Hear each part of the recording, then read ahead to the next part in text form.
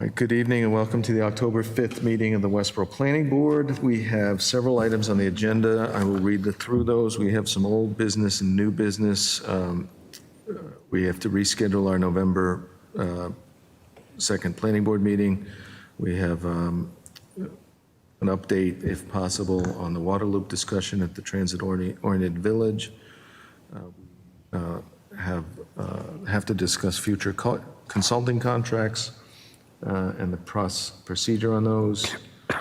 We have a continued public hearing for 64 Otis Street, site plan review and special permit applications. I'm not sure that there's a special permit involved, but we have a continued public hearing for 66 Otis Street site plan review, a continued public hearing of digital billboard zoning bylaw amendment and town meeting warrant article, and then we have a general discussion on town meeting warrants.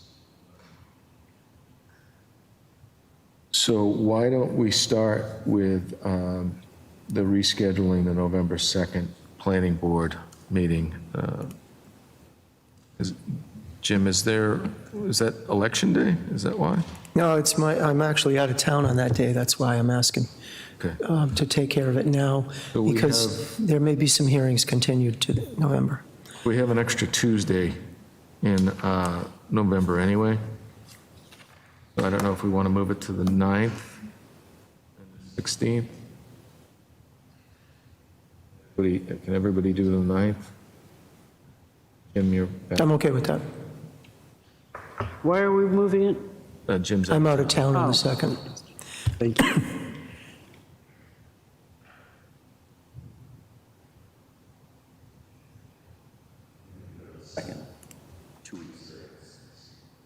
Well, we would do, no, we would normally be first and third. Now we're going to go second and third. So we'll do the 9th and the 16th. We won't. And then be done, and then go to December. Right. I'm available. You don't want to have a planning board meeting on Thanksgiving? Be over your house, I'm sure. All right. So we'll do we need to vote on that, Jim? Yes. Okay. I'll make a motion to move the October 2nd, November 2nd Planning Board meeting to November 9th at 6:30 p.m. Seconded. I think I heard Tim first. Any discussion? All those in favor? That's 5-0. Great. Thank you. Why don't we just move quickly to the water loop discussion? Do we have any update on that? Have you been able? Jim can give you that, what update we have. Jim? Sure, Mr. Chairman. I know Jim and Hazel had requested that we get all information from the town engineer. I was able to get that to them today. I spoke with the developer. He's scheduled a time for us to meet. We're meeting Wednesday, October 13th, between 9 and 11 in the morning. So we'll have that work session then. Great. The town engineer will be present. Is that going to be, I have to be out, I have to leave by 11 at the latest. We can have it at 9. Okay. Okay. All right, that's good news. At least we have something on the schedule. All right, why don't we move then to the 66 Otis Street site plan review, and we'll take up the other ones after that. But since we have the applicant here for 66 Otis Street, we'll start with that. Please come up. Great. Just name and title for the record. Good evening, everyone. Patrick McCarty, McCarty Engineering, here on behalf of 19th Hole Realty, the applicant. So thank you for having us back again this evening. We are planning to request a continuance. Just wanted to have a quick discussion on a couple items so that we have some direction to wrap up the revisions to the plans. So we did receive a packet of comments on Friday of last week from the various departments. No issues with the Board of Health comments. Selectmen comments made some recommendations, one of which was considering to minimize curb cuts and align them with the other properties, and I think the board's on the same page that we are, is that the adjacent driveway at 64 Otis Street is for truck traffic, and ours is for, obviously, vehicle, passenger vehicle traffic, so I don't think that those two mixes would be well combined. So I just wanted to make sure the board was in concurrence with that, and I didn't go down that avenue for obvious safety reasons. You know, tractor-trailer trucks passing by people that are going into the brew pub would not be a good combination. And also moving the parking lot that's at the front of the building to bring the patio to the front. We understand that suggestion, but we prefer it on the right-hand side of the building where we have it proposed. It's overlooking that field area and the wooded area, and I think it would be a nicer setting than overlooking the traffic on Otis Street, so we prefer to keep the design as is. Conservation, we have no issues with their comments. Those are some pretty simple revisions. The building commissioner noted that the project, if it stayed as originally applied for, would require a special permit for the brewery component. Will and I have reviewed the regulations, and we're of the opinion that we fall under the brew pub category, which is an allowed use, because the off-site sales will by no means be greater than 25% of the total sales on the property. The intent of building this is really to manufacture more beer in the back and sell it at the front in the restaurant portion of it. He's not trying to, grow to, let's say, a Sam Adams where they're marketed all over the Northeast and further. So he feels confident that he can fall under that brew pub designation, which is an allowed use, which would not require the special permit. Mr. Robbins and Mr. Leonardo and I had a conversation this afternoon about that, and then I believe you had a follow-up conversation with Will himself. So I've asked my office to prepare a revised site plan approval application that they'll have Will sign tomorrow and get it to you, and also send out revised notification to abutters that would keep us in an allowed use. And Will certainly amicable to a condition of the site plan approval. Granted, this is somewhat self-policing, but if his business grows to the point where his off-site sales start approaching that 25% threshold, then he would be willing at that time to come back to the board and request a special permit before he crossed over that threshold. But he doesn't see that happening in the next 5-year window. It's really the intent to sell the beer, the majority of the beer on premise.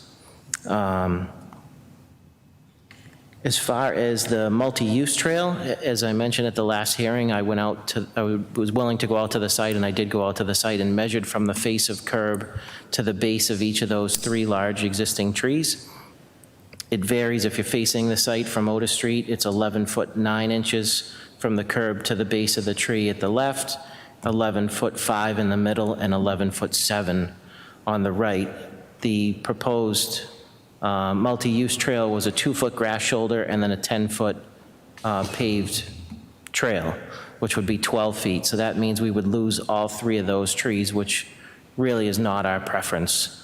So what we would like to look at is a reduced width of the bike trail along our 230 feet of frontage. So we would still have the 2-foot grass shoulder and then possibly a 6 or a 6.5 foot wide trail, so that we weren't into the roots of those 3 large trees. But obviously I'd like some direction from the board so that we can wrap up our plans accordingly. I have a comment or a question about that. Go ahead. Okay, Tim, go ahead. So would it be possible to straddle? So design the trail, it's a multi-use trail, so a bike and a pedestrian to protect those trees. I think I know I'll speak for myself, I'd be really in favor of protecting that canopy and not taking those trees down. At the same time, both access to the brew pub and up and down is a real high priority and I've been on plenty of rail trails, other types of trails where, we're not talking about truck traffic, we're talking about bikes and people walking. So an engineering design that would put, one of those, I haven't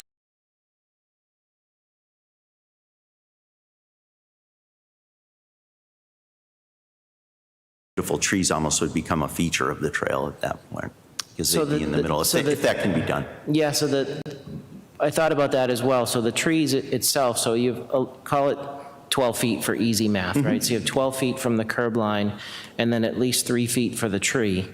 And then if you put so that's 15, and then if you put the 10-foot trail on the backside of it, plus a little wiggle room, so you're 18, 19 feet. Yeah, no, I meant to So- straddle it Yeah, oh, so you want to split? on both sides. So Split you'd it? put a component of the bike portion, behind the trees on the property side, something like that. I'm not looking to redesign it here, I'm just saying, He's talking about a split. a goal split of path. preserving the trees, that's all. So I'm by no means an expert on side paths and multi-use trails, but I just checked on an email that I got from someone on the the Active Transportation Committee.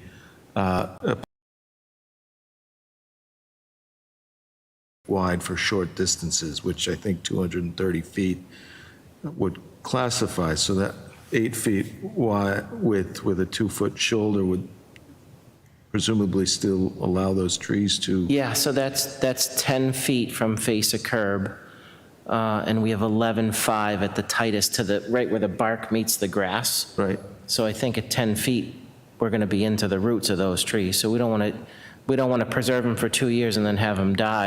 From my standpoint, the best thing to do would be to get some advice from the Active Transportation Committee on what the minimums would be, given that it's a short distance. I agree with Tim, I'd like to keep the canopy Yeah, and I not lose the think- trees, but I think to preserve the roots, I think the safest we could go is the 2-foot grass strip and the 6-foot trail, which would be 8 feet, and that leaves me, 3 feet from where the bark meets the lawn. I think if we go any closer than that, just the prepping of it, because there is a little bit of elevation, so we're going to have to scrape out the loam, put in gravel, and then pave it, so we don't want to disrupt those roots and end up killing the tree anyways. well, I'm just questioning whether that 2-foot shoulder necessary for a short period of, because then if you only had to do 8 feet total for the side. Yeah, if we did 8 feet right off the back of curb, I think the point of this, and I was given those dimensions, I think they came out of the corridor study, maybe. So yeah, I understand the need for that, trying to maintain the green versus having somebody right on the edge of the traveled way.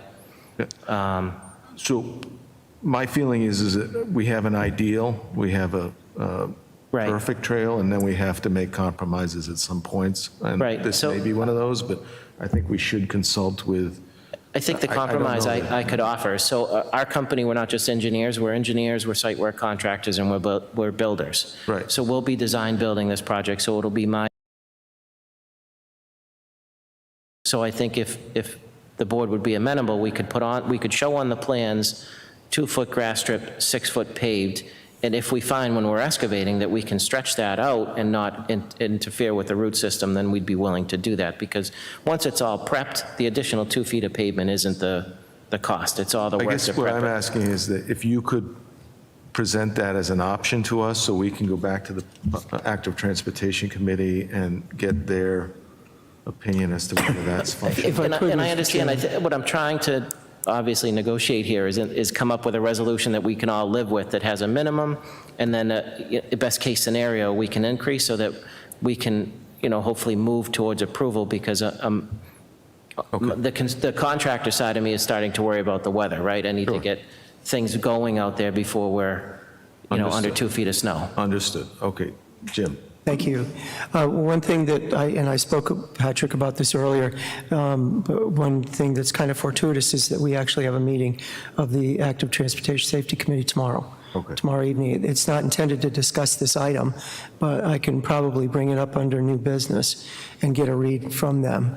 And I would also like to investigate an option that Tim just presented and something that we had talked about before, which would be splitting the path and having just a 2-foot grass strip and a 5-foot sidewalk in front of the trees, and then just have a 5-foot path behind the trees as the bike path. They then would join again before the curb cut. Yeah. And then join up with the abutting property on the other Any side. creative option, I would welcome that, as long as, I'd like to have both. We'll evaluate that. Unfortunately, I'm out of town tomorrow. I'm hopefully doing the last 2 college tours with my daughter, but they seem to be never ending. I'll call you the next day. Yeah, So I'll call you Thursday and let I'll you be know. racing around North Carolina tomorrow. Oh, well, good for you. I would concur that I think we're all amenable to trying to save the trees. That's excellent, okay. I think the other thing to think about is the usage, as far as, normally when you set up a bike path, you're trying to look at usage, people passing each other and that kind of thing. I think this perhaps is not going to be the most heavily trafficked area, so that I think making it narrower, as far as I'm concerned, is, I think, the more feasible way to go. And I think because of the way the traffic runs on that this would be a feasible answer to it. Okay. Fred, did you have a comment? Solution, I like it, sorry. That's it. Fred Lenaro, Community Development Director. So because it was my comment, I just want to clear up a few things. First of all, it had nothing to do with the corridor study per se. This whole request was part of the B-Walt feasibility study. So the Otis Street portion of that is part of the B-Walt, to be very clear on that. And I'm actually part of the Active Transportation Safety Committee as well. It's been mentioned to them that the B-Walt Trail will be built on the Otis Street extension area. So I'm not exactly sure what the requirements of the B-Walt is. I mean, generally the committee's pushed for a 10-foot wide trail, albeit that may not be feasible in some portions. So to be clear on that. This was supposed to be coordinated with 64, 54, 50. So the engineering has to be coordinated however that comes out so that the trail is cohesive all the way down Otis Street. Otherwise, the thing goes kapooey.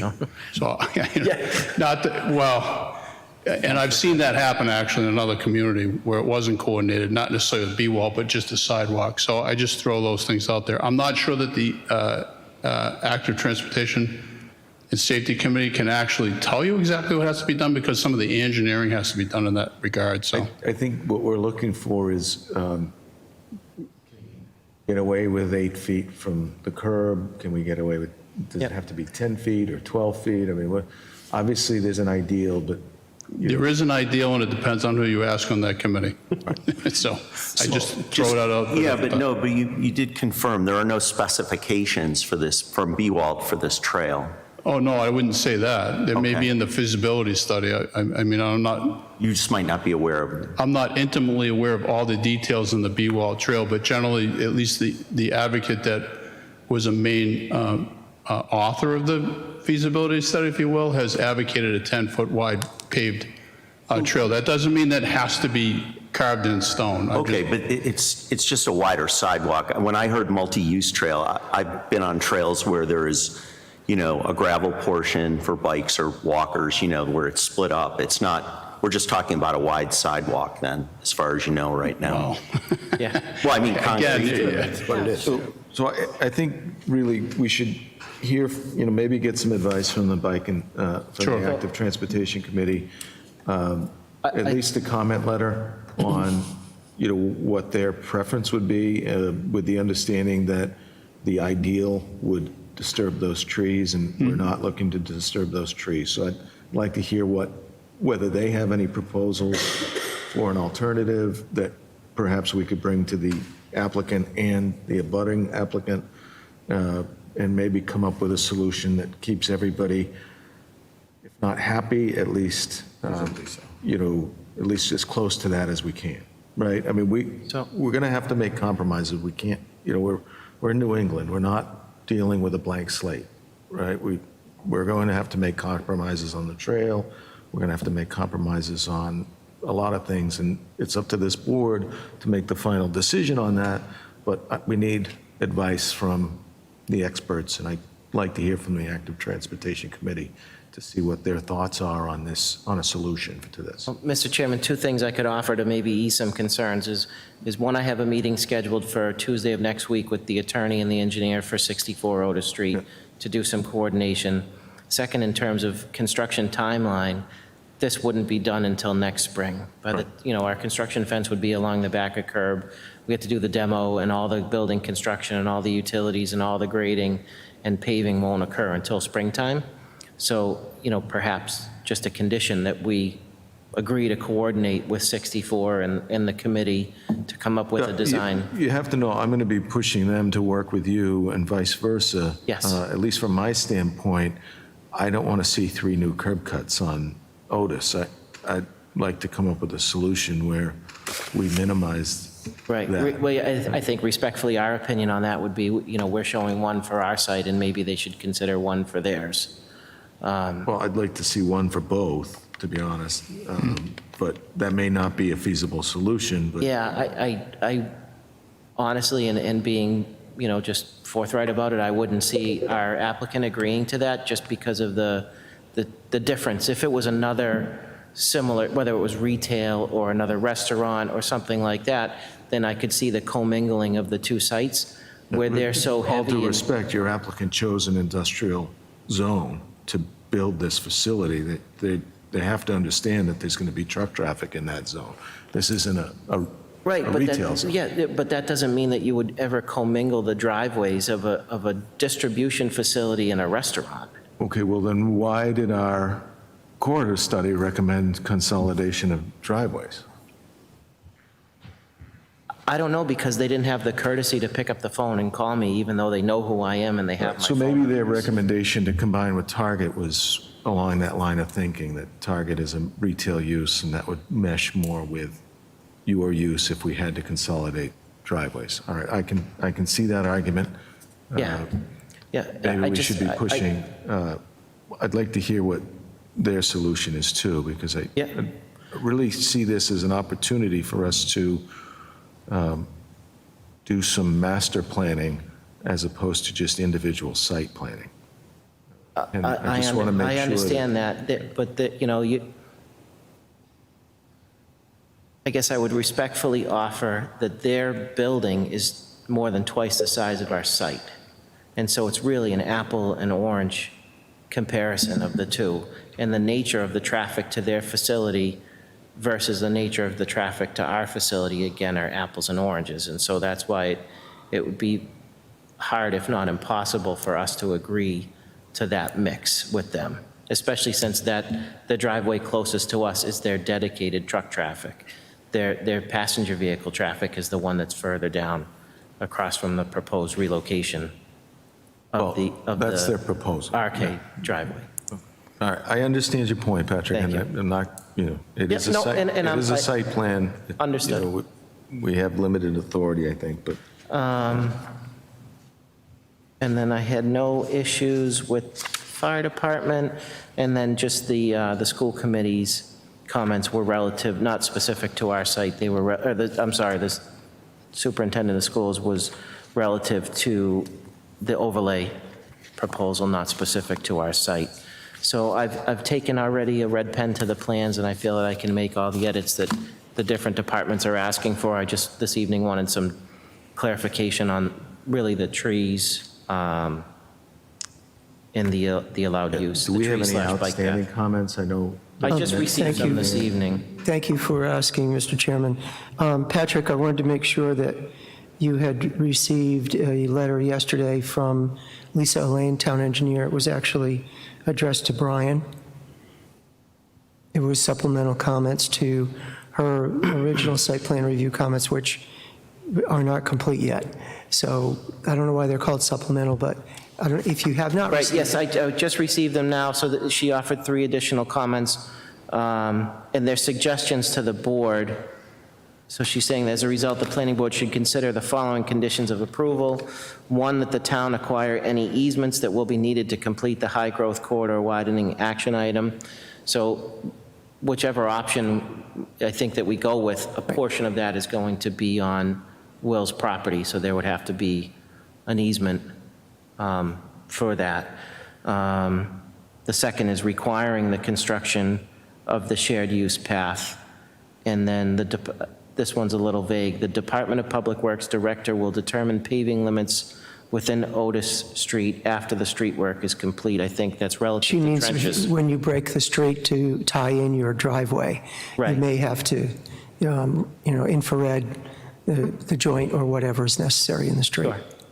Sure. Sure. And, we're licensed, I believe we're licensed in Westborough. If not, we'll have to renew it. So we understand those procedures. I think that would be it. So I think with that, I would respectfully request a continuance to the next meeting so that we can get all these on a fresh set of plans and submitted. Any questions?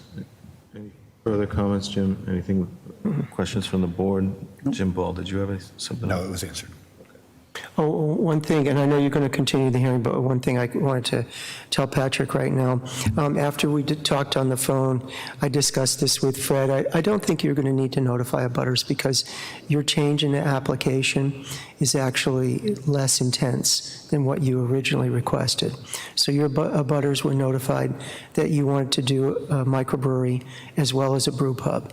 And now your revised application is just for a brew pub, certainly within the context of the original notice. So if you would just do an amended application, I will get that out to my town reviewing departments.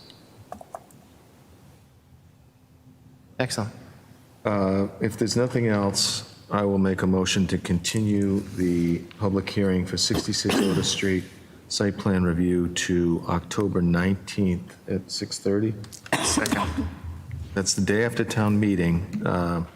If town meeting carries over, that may have to be continued again, but I'm hopeful that town meeting will get done in one evening. A lot of warrants this year? You have a lot of warrants? Fewer and fewer by the minute. We have 22 warrant articles. All right, so we'll notify you as soon as we can if we do have to. Okay, excellent. Thank you all very For much. some reason. Okay, I have a motion. Did I hear a second? Second. Peter did. I heard Hazel. Peter did Oh, already. sorry. Peter did. Well, I heard on this Hazel, end of the so table. I'll recognize Hazel, and I'll get you on the next one. You're Peter. fine. I think his left ear is in this. It's all right. All right, and any discussion other than the conflict on the seconding? All right, all those in favor? That's 5-0 to continue to October 19th. Thanks, Thank you all very Patrick. much. Have a good night. Good luck tomorrow. All right, next item on the agenda is continued public hearing for 64 Otis Street site plan review and special permit. You should have all received a letter from Bob Buckley, who's the attorney for the applicant. I will read that into the record. Addressed to the planning board regarding 60 and 64 Otis Street, Westborough, Mass. Applicant Atlantic Management. Dear Mr. Chairman and members of the board, please be advised that this office and the undersigned represent the applicant Atlantic Management Corporation and its affiliated entity Atlantic Otis Realty LLC, collectively the applicant, in connection with the development of properties located at 60 and 64 Otis Street, Westborough, Mass. The project, in quotation marks. As discussed with your office, since we are waiting for the peer review letters from Teague & Bond and VHB, and in the interest of using the planning board's time most productively, the applicant respectfully requests the board to continue this matter without testimony from its October 5th, 2021 meeting to the next scheduled hearing date of October 19th, 2021, and that the statutory time limit to allow the board to act and notify the applicant and the town clerk of its decision regarding the site plan and special permit applications be extended through the end of October 2021. During this interim period, we will also reach out to the owner and engineer at 66 Otis Street. Thank you for your attention to this matter, and please contact me should you have any questions. And that's signed Bob Buckley. Any questions on that? I'll make a motion then to, any comments, Jim? No comments. I'll make a motion to continue the public hearing on 64 Otis Street to October 19th at 6:30. Tim seconded. Once again, Peter was too slow on the draw. You know, Discussion? It's not going to be Wyatt Earp. All those in favor? All those in favor? That's 5-0 in favor of continuing that public hearing. Next item on the agenda is a continued public hearing of digital billboard zoning bylaw amendment and town meeting warrant article. We have a letter from the proponent of that article. You want me to read that? Please. Well, I guess it's not really from the proponent. It's from the representative, the attorney. I'm sorry, do I have that in my paperwork, Jim? Yeah, all we have is the letter to Fred from Chris Egan. Yeah, who's neither the proponent or the We attorney. received a letter from attorney Joe Jenkins. You should have that in your I package. think we saw that. Okay, I think I have it here. Okay, all right, this was dated October 4th, 2021. And it's addressed to the chair, to the planning board regarding the amendment of zoning bylaws for digital sign placement. Dear Mr. Chairman and members of the board, please be advised that this office and the undersigned represent Clear Channel Outdoor, which is an interested party in connection with the change to the town of Westborough zoning bylaws regarding the placement of digital billboards along the I-90 and Route 495 corridor, the zoning change in Westborough. As discussed with the Town of Westborough Town Planner, James Robbins, I hereby request that the town meeting warrant article regarding digital signs be referred to the planning board for further study, and in the interest of using the planning board's time most productively, Clear Channel Outdoor respectfully also requests that the board vote to close the hearing without further testimony at the October 5th, 2021 meeting and refer the Town of Westborough warrant article to the planning board for further study. Thank you for your attention to this matter, and please contact me should you have any questions regarding this request or the zoning change. And signed, Joseph R. Jenkins, attorney for the applicant. All right, any questions on that? Any questions on the article? All right. Realized that I didn't acknowledge the public on the last public hearing, but since there's no one here, I feel comfortable with that. I'll try to do better this time, though. No, you did acknowledge the public at the last public hearing. No, I meant today on the last. Oh, today, yeah, sorry. On the 66 Otis, I didn't give the public a chance to comment, but since there's no one here, I'm assuming public comments tonight. But So the first thing you need to do is close the public hearing and then address the council's request to refer the article to the planning board at town meeting. I sent you a motion just before the meeting. if there's no questions on the warrant article, and if there's no comments from the public, either written or in person, and I see none, I will make a motion to close the public hearing on the digital billboard zoning bylaw amendment and town meeting warrant article. Okay, Peter Bouchard seconded. Any discussion? All those in favor of closing that public hearing? That's 5-0. So I believe we should refer this back to the planning board for further study. I don't know how the rest of the board feels. Does anybody want to discuss that? I completely agree. Okay, well then I'll make a motion that the planning board recommend to town meeting to refer this article back to the planning board for further study. Okay, just specify Article 20.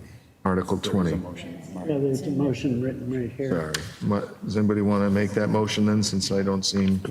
All right, I move that the planning board recommend the town meeting voters refer warrant Article 20 back to the planning board for further study. Any discussion of that motion? All those in favor? That's 5-0. I assume that'll be a virtually identical motion that we'll make. Yes, on it'll be town very similar to that.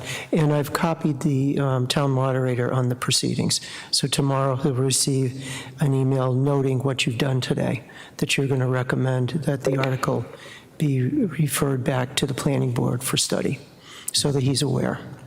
Okay. So that means 2 of the 3 articles will be referred to the planning board for further study.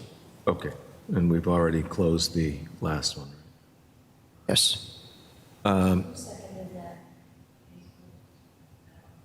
Jim? I don't know who this Bill guy is. Right.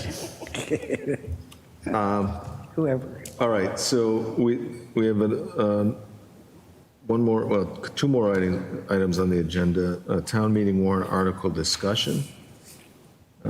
Jim, do you want to open that? Yes, thank you, Mr. Chairman. So one of the reasons that I wanted to give you an opportunity this evening to talk about anything on the warrant that you thought the planning board should weigh in on at town meeting. The second thing is Article 17 has to deal with liquor licenses for outdoor dining. And this is an important article. It supports the goals of the master plan, because one of the economic development goals of the master plan was to encourage outdoor dining and storefront display and sales of products outside. Obviously, restaurants like to serve alcohol. They can currently serve inside their building if they have a liquor permit. However, alcohol served outside the premises also requires approval from the Board of Selectmen. So this warrant article gives the Board of Selectmen that authority. Currently, they do not have that authority. So I would urge the planning board to vote to support this article at town meeting. So, Jim, I find that interesting. I didn't read this as having any impact on anywhere except on town property. It's town property, but it's also intended for Yeah, it's outdoor dining. intended for public use, so a parking lot would be intended for public use. So, for example, Arturo's has outdoor dining in a parking lot. Avellino. Okay, public places. There's probably others. Prohibition in public places, right? It's interesting. Do we have a definition of public places? We may in the zoning bylaws. I'll look at that. Well, regardless, I having just been a proponent of Arts in Common where beer was served on, presumably on public parks, I'm curious to know. They got a single-day pouring license, a special single-day pouring license. This would be recurring Right. and Okay. ongoing. Yeah, I mean, I think this is a good change, and I would support it. And I do not see a definition of public place. Going on. This is what's been going on, so I think it just clarifies it and makes sense, and it gives at least the Board of Selectmen someone control over it, which I think is the important.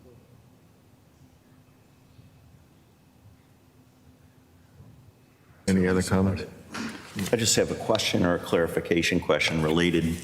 I think it was in the summertime, maybe in June, Fred Leonardo mentioned that the governor's executive order, all permitting outdoor dining, and there was like this future, is it going to expire? I just never remember tying that off. If others know, honestly, what was going to happen. November 30th. Because we were going to either return to regular order or those establishments that wish to continue outdoor dining were potentially subject to a site plan review. I believe that was where it was. What I'm unclear about is, I thought the governor's executive order expires at the end of November? November, Yeah. yes. Or November 1st. So this would So how allow, does this link to that? this would allow ongoing activities to continue. So if you were currently outside doing this kind of business, you could continue to serve alcoholic beverages. If in the future, some other business that does not have that operation ongoing now, they would have to apply for a site plan review, but they'd have the ability to get the alcoholic license. Site plan review doesn't grant alcoholic service. Somebody wanted to do cafe-style seating on a sidewalk, this would allow that, whereas I believe they could do that currently. You mean to serve alcohol? This seems entirely about the serving of alcohol, It is. not seating. Well, no, but if the restaurant's going to have cafe-style seating on the sidewalk, I presume they want to serve their. If they have a liquor license, sure. Yeah, Yeah. and, I don't think they can do that currently. So No. Okay. so I think that would be, They're two different items. I don't want you to confuse them. Right. The restaurant use itself would require a site plan review. Right. But the serving of alcohol is completely independent of Right. that. So they're still going to have to come back potentially for site plan approval if they wanted to continue that use. Probably so. Well, But not this allows the alcohol part of it. correct, yes. I think that, anybody who's taking up their parking spaces now for outdoor seating, that's going to go away. Depends. Well, unless they do a site plan review. Right. But Got it. Two separate things. But You said the alcohol totally being simple things. sort of continued doesn't create any other obstacle at the time somebody might want to come for a site plan review. Right, It would so- strictly be about seating. So back to the restaurants that currently serve outside. As of the end of November, they can continue to serve outside, but they can't serve alcohol without this. With this, they'll be able to continue And to that's serve good alcohol. because it's better to be able to drink when you're out in the snow, right? And it's 12 below zero. Help. Keeps your drink cool. Not healthy or the drink necessarily. keeps you warm, one or the other, right? I mean, my instinct is to support this article. I haven't thought it through. I'll be interested to see if there's a discussion or, somebody thinks of something that I haven't thought of, but I can't really see. I think it's important to support this because I think the margins on owning a restaurant are very minimal, and during COVID, it's been difficult for these kind of businesses. So anything like this that can help these businesses stay afloat, I think it's important. And so I definitely am I'm just supporting. curious, does this mean that they'll be able to have a cart on the golf course running around and serving beer? Because I'm all for that, too. And the select board likes it. Well, I mean, I think the golf course, That's a Well, they already municipal- serve beer in the pro shops. no, but you can't bring any beer on the course, and you can't sell beer on the course. They sell beer in, At the They're on- restaurant, but not in the course. They don't sell beer on the course. last year they did. I didn't go this year. They definitely, you went in, you could buy it out of the cooler behind the desk. And that was a change of like probably a year ago.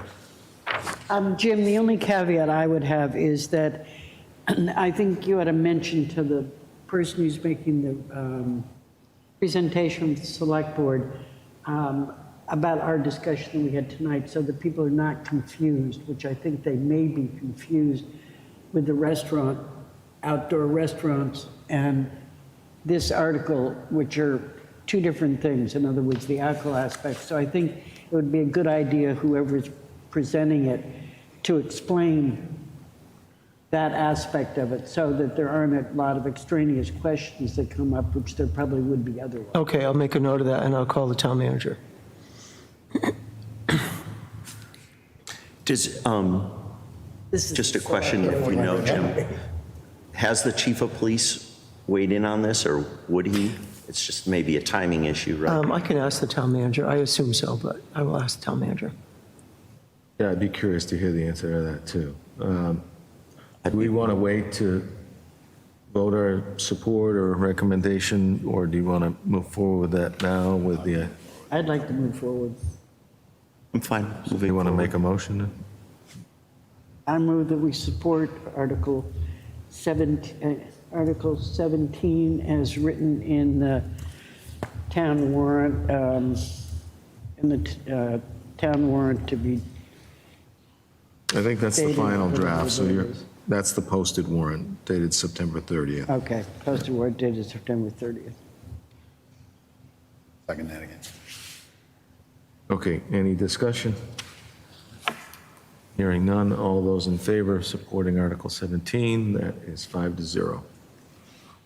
All right, so since we're on the town meeting warrant article discussion, I wanted to kind of go through the process for bringing articles. I feel like our process as a board, we need to improve on as far as bringing articles to town meeting. I felt, we had 2 of our 3 articles are being referred back to the planning board, and I'm kind of disappointed in that I don't think we should be bringing articles to town meeting until we're ready. And I just wanted to maybe suggest that we improve that process a little bit. We have a zoning subcommittee. I'd like any proponent or any, zoning change to be vetted by that committee and have a written recommendation presented to the board along with town council's opinion as to whether it's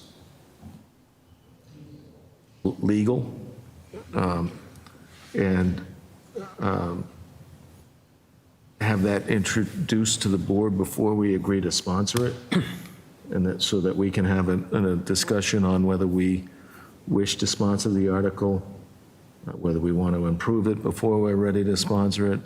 And then once we've gone through that process, we post a public hearing and get the public's feedback. And I don't know how everyone feels about that, if there's any other suggestions for improving that process. And I just feel like we need to have, Yeah, we need to be more methodical on it. Mark, I think the problem this time, as much as anything else, is both these articles came to us at the last minute. Consequently, there needs to be some time limits put into this. Right. That's what I see as Yeah, I much as agree. anything else. And a warrant article, it shouldn't come to the board 2 weeks before they're looking at putting it in the warrant. So it's something maybe the zoning committee could look at, is some sort of a reasonable time limits that we set, so that articles which come after that will have to be adjourned to the following town meeting, because we need time in order to do this.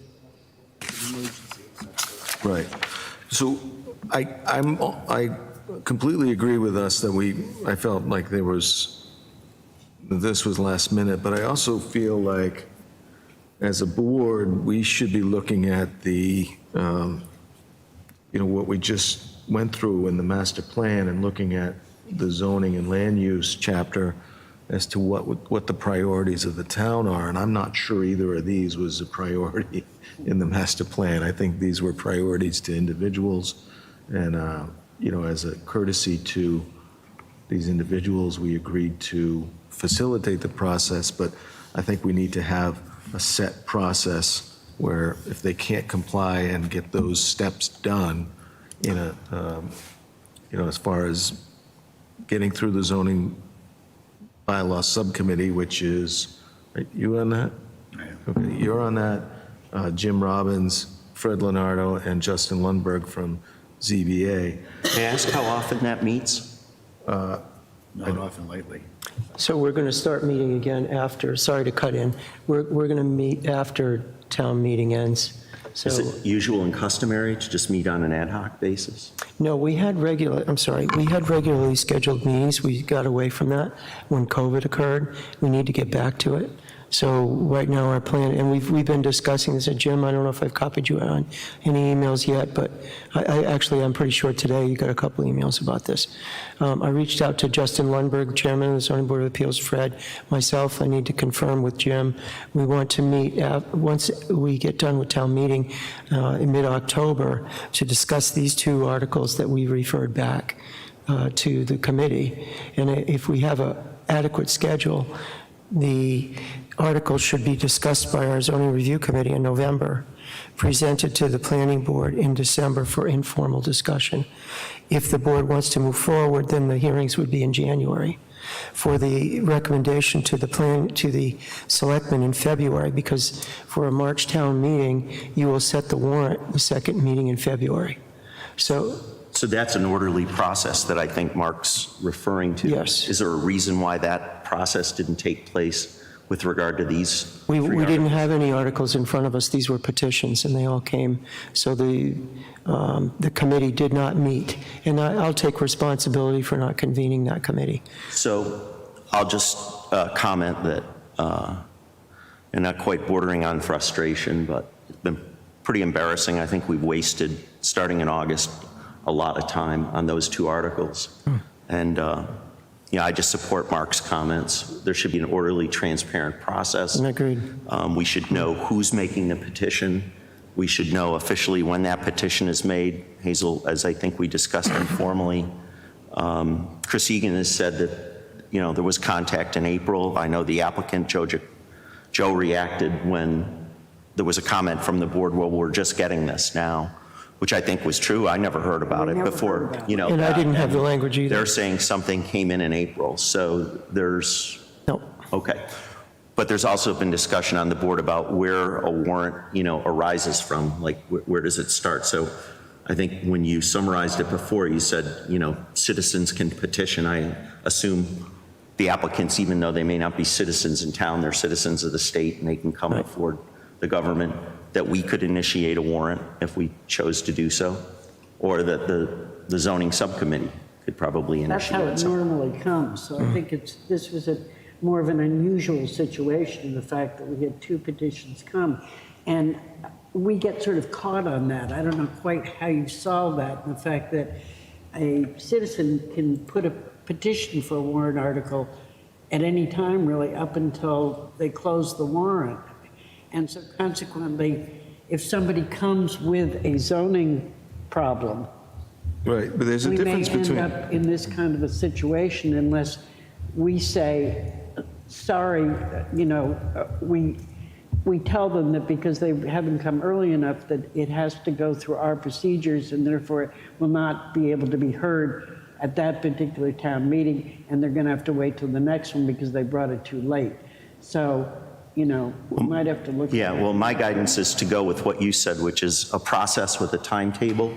You basically just narrated what I'd have. I'd build on what Mark has said, and I would have a gating function so that if it is an external petition, that zoning subcommittee, if that's the appropriate place, or we hear that the minute the petition is made, and that there be some criteria applied as to whether it's even worth entertaining, so that the person bringing the petition isn't, kind of strung out for a while. Secondly, that petition needs to be made via the process by what you described at least 90 days before town meeting, or the process will move them to the subsequent town meeting. It doesn't mean it doesn't move forward. It just means that, okay, we accept the petition. It goes to the zoning subcommittee, who determines all the things that we didn't have. It seems to me in the new zoning, there ought to be some requirements about what needs to be within there, like size and height. And in any event, that there would be criteria applied by the zoning, and they would offer a recommendation to the board, and So that there be a legal, Yeah, I think town there's council too. There's a difference between a citizen's petition where signatures are gathered and we have to hold a hearing because a citizen actually petitioned for a zoning change. And what we did here was we agreed that we would consider sponsoring these articles. I didn't agree to that. Well, in essence, we did. And I guess that's what's troubling to me. I saw a guy from Clear Channel, and then Yeah. the Otis Street overlay, I wasn't aware of that before it came in September. Well, yeah, and I'm not sure I agreed either, but I think in What? essence, that's how it played out. And I agree, it makes us look, I don't like the way it sits. So, in hindsight, I think we should have put the brakes on this much sooner. But we've learned from it. It's, believe me, I'll be learning till I'm, older and grayer. So there's a lot to learn in this, on this board, and I think we learned a lesson here that, we should formalize the process, be more methodical. There's no rush on this. If it's a good zoning change, it can wait until it's been, me, I like to float up balloons and put a bunch of pins in them, and if it's still floating when I'm done, then. I think that's fine. I just would be, I don't see a difference between, I understand there may be a legal difference in signatures, but an applicant coming before the board suggesting a zoning change to us is not, I would still defer to a zoning subcommittee to say, is this appropriate or isn't? If both are appropriate means by which you petition for a zoning change, then so be it. But there needs to be a gating function so that we're not spinning our wheels in open session to rewrite language and then we're supporting it. Yeah. I think even if it were a citizen petition, I would want the subcommittee to vet it, offer comments to the board, and I'd want council to Town look at council. it before we actually take it up in discussion as to whether we. Now, obviously, if it's the one difference is if it's a citizen's petition, we have to have a public hearing. But if it's not a citizen petition, we could decide as a board whether we want to move it forward to the public hearing process. The only real difference, the process, other than that, should be the same. We should have a formalized process in place that everybody understands and expects and can carry on even when we're no longer on the board. Jim, you have comments. Yeah, so if I could, what I'd like to do for the 19th, our next meeting, is submit to you a timeline schedule, review it with the zoning review committee. And it would be very basic, backing into whenever the schedule is for town meetings. So I would assume 2 town meetings a year. For a March town meeting, all articles would have to be to the zoning subcommittee by November. those articles that the committee recommend to move forward to come to the planning board in December. And if the planning board wishes, at that time, they go to town council for review if they feel they're satisfied with the language. But in all cases, they'd have to go to town council in January. And then we'd hold public hearings in January. The final article to go to the selectmen at the end of January so that they could consider it when they're talking about closing the warrant in February for a March town meeting. And then I would follow the same 90-day process backing into the October town meeting.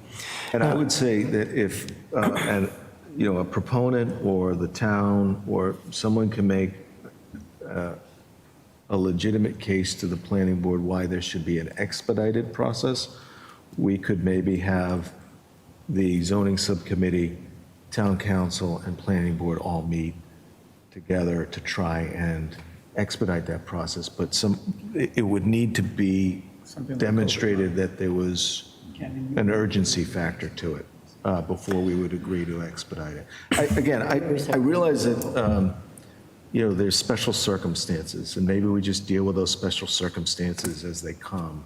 But I think it's good to have a process in place and maybe consider a process for when we do need to act. Yeah, like the COVID restaurant issue might have been something we'd choose to act on urgently, right?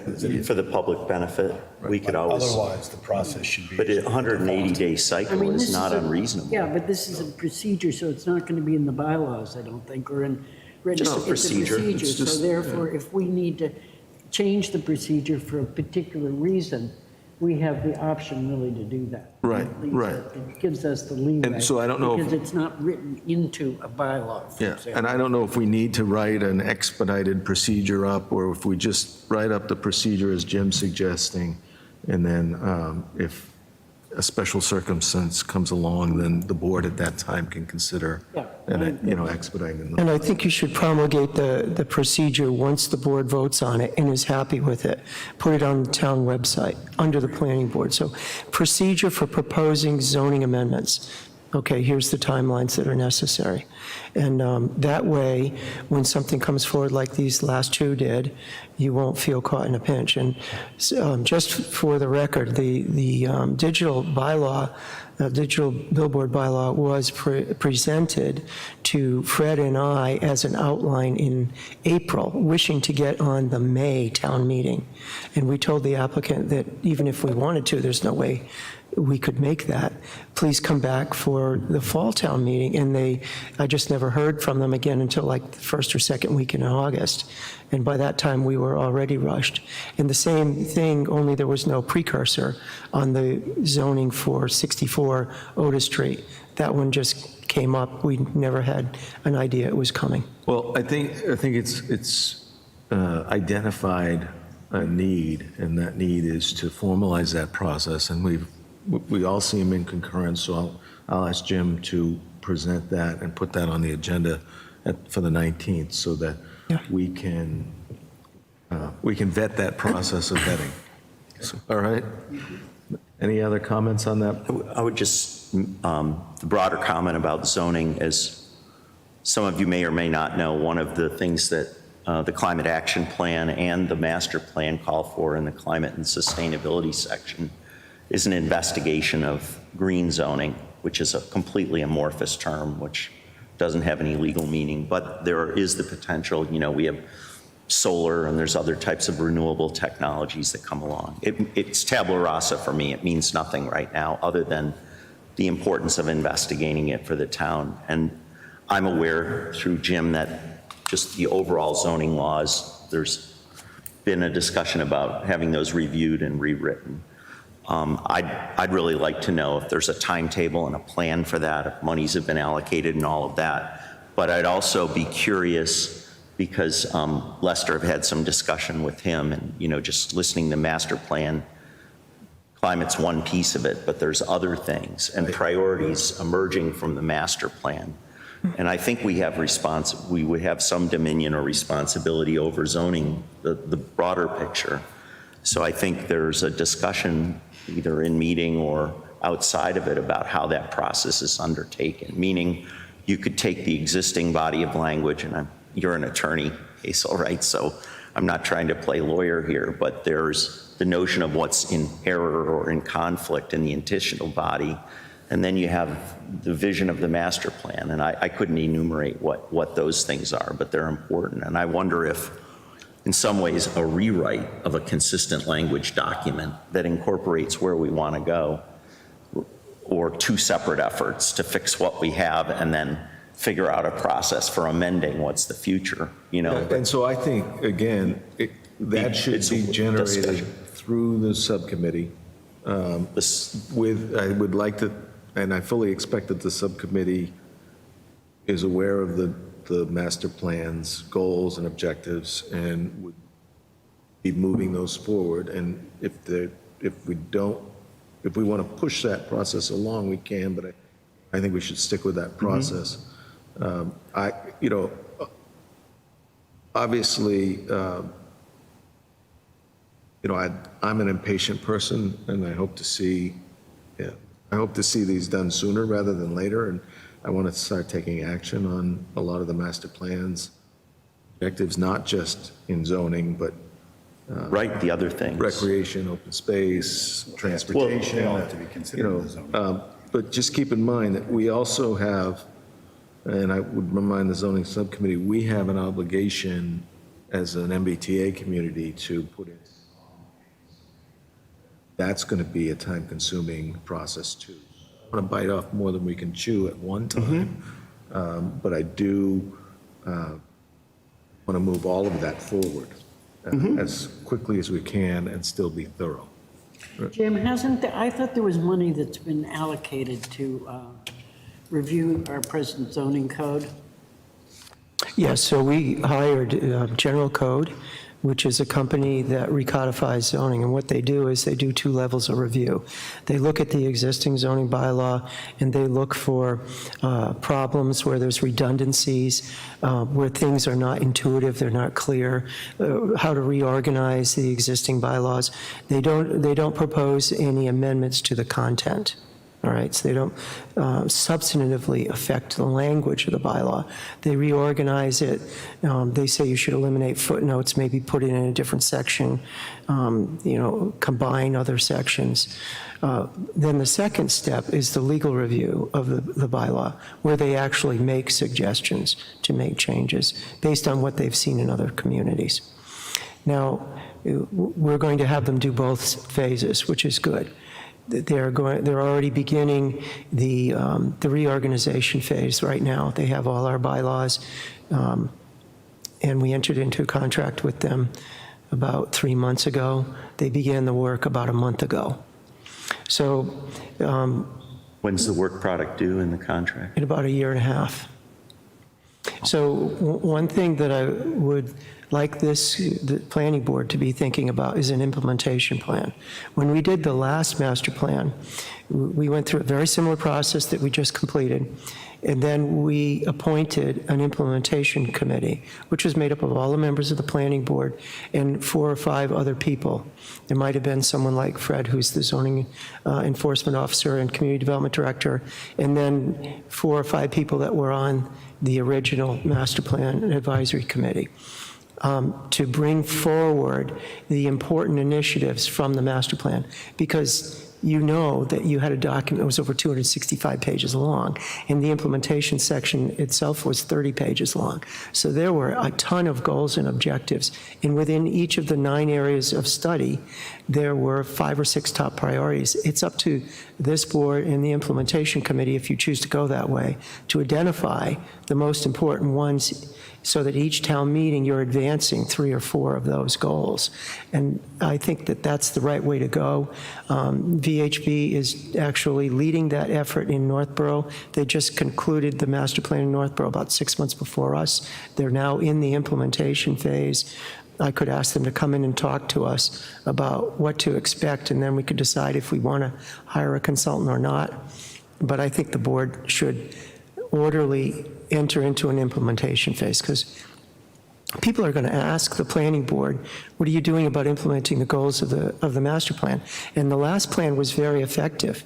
And I think you want to be able to answer that. We have an implementation process, and each town meeting, we're going to come forward with multiple goals. I would love to explore that further, but I also think that many of the goals and objectives, the primary stakeholder or, was not necessarily the planning board. So we need to involve the Board of Selectmen. We need to consider who's going to be on that implementation committee. Because for us to, we want to implement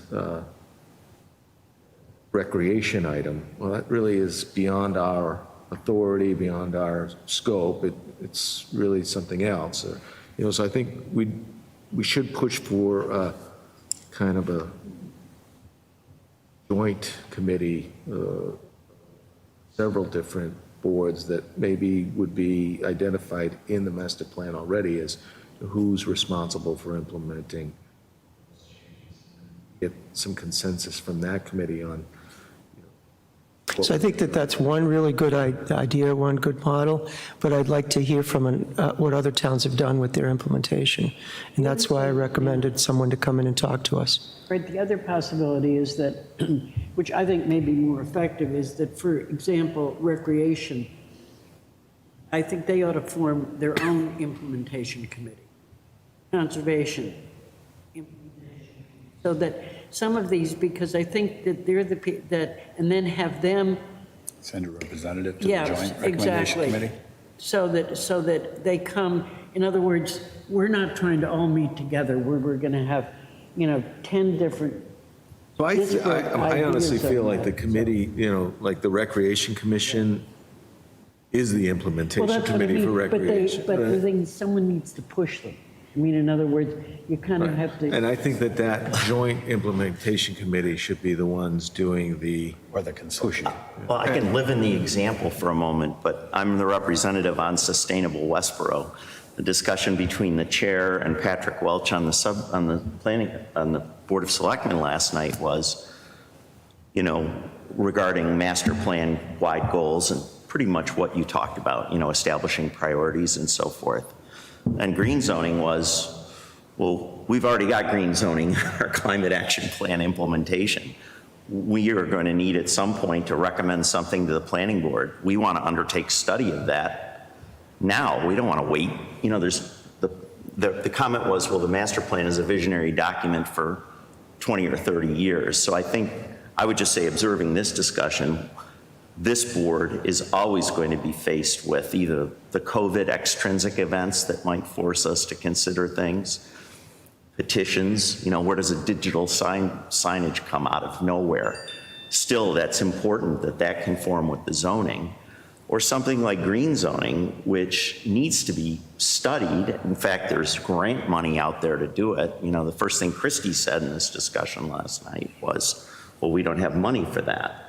Well, we're not asking for money for it. We're asking for direction from the planning board about how to study green zoning. So at the appropriate time when that becomes right, there's some work product there for them. So that's just an example, but it's a similar example of the people that contributed to the master plan, who, as you point out, should be driving to implement the items on the master plan that are in the implementation there. So let me just say this. We're well outside the agenda that was posted. I'm fine with that. But I think maybe we should bring in some stakeholders and have a discussion about how we want to proceed. Jim suggested a couple of different alternatives, one being hiring a consultant, or,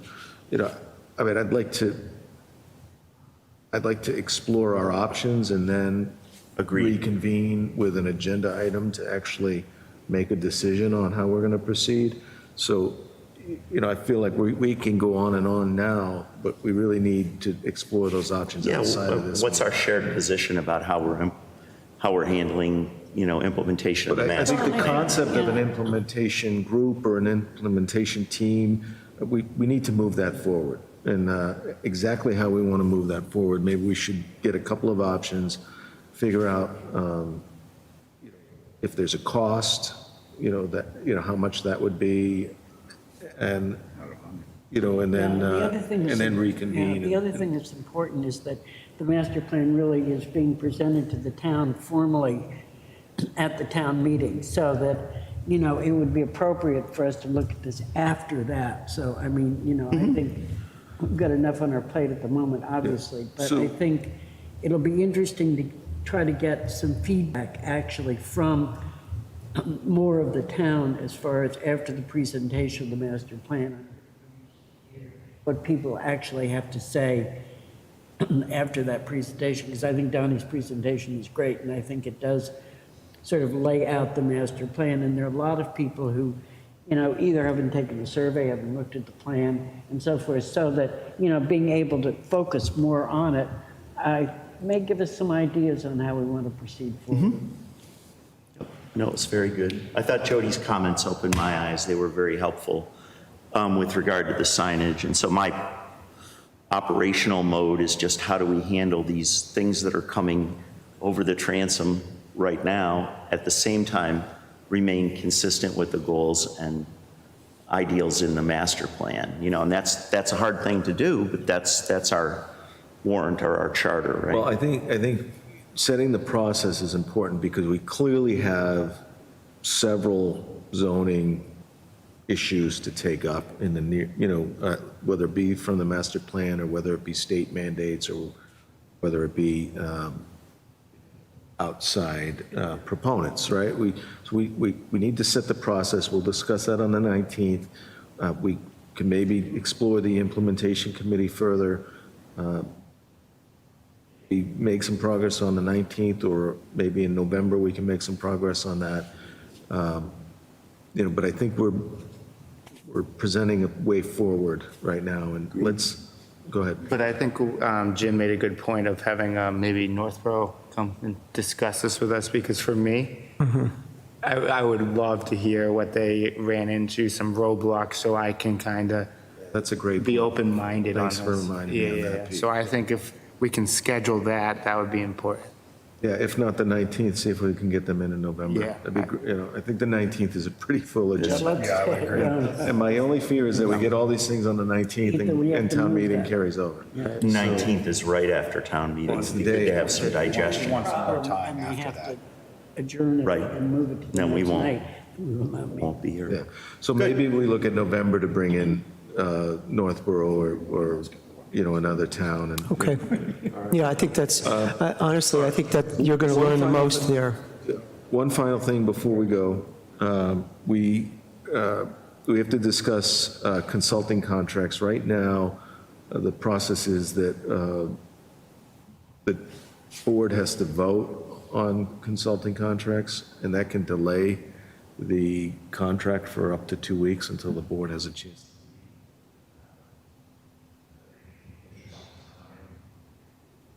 Might be better, and I'm suggesting that either that the board vote to authorize a representative, whether it be the chairman or the planner, town planner, or someone else, sign those contracts for us. But, you know, I don't know My how only the rest of the caveat board is I'd like a figure in there.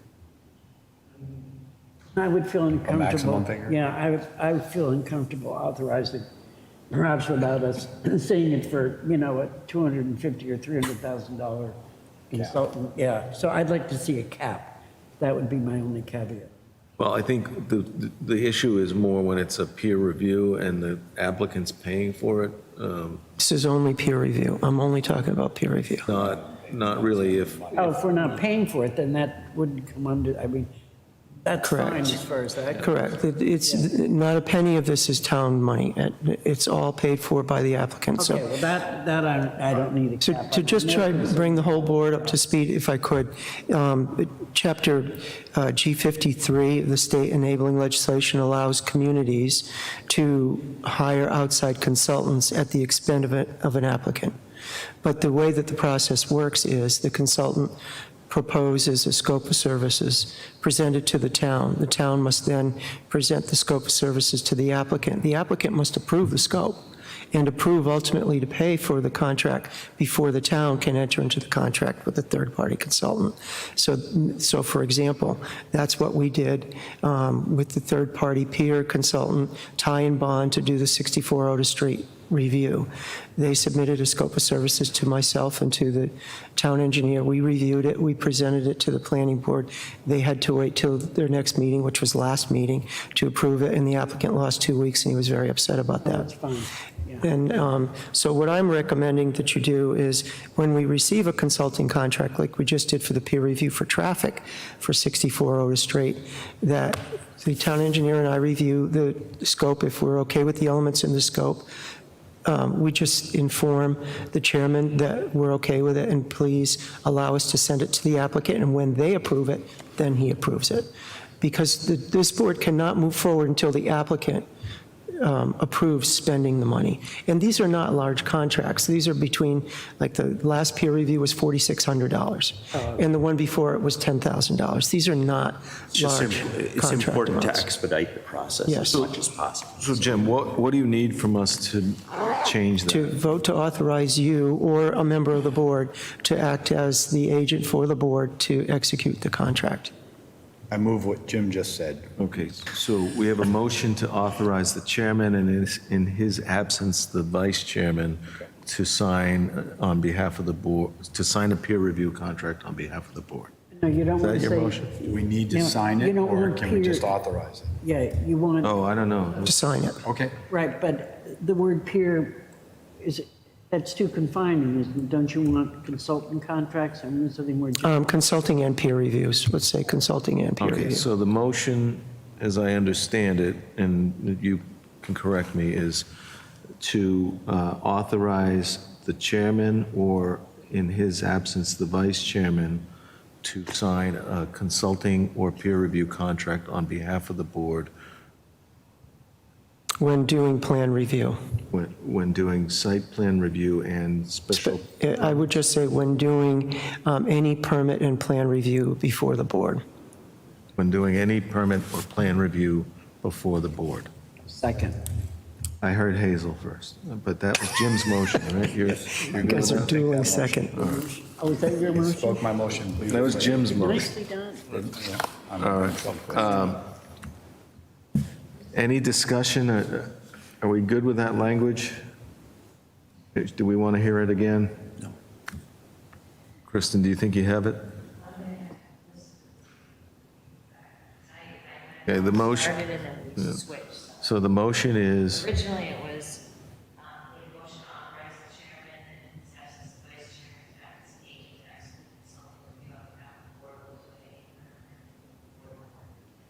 a. I think you got it. Consulting or peer review, Consulting or peer review all the rest. contract. By golly.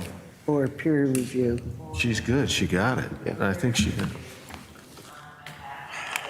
How many nights? Yeah, peer review Okay. contract on behalf of the board. For any matter currently before the board. That's all I want. Whatever, I don't Seconded remember. that? Hazel seconded. Any, Ken made the all right, motion. does everybody have the language? Any further discussion on that? All those in favor? That's 5-0. Thank you. All right. Any other business? Motion to adjourn? Second. Any discussion? I wasn't going to even challenge his. All those in favor of adjourning? That is 5-0. People have 10 minutes to get from. Anybody have a score on the game? Oh, Starts at 8 o'clock. No, it doesn't begin until 8:08.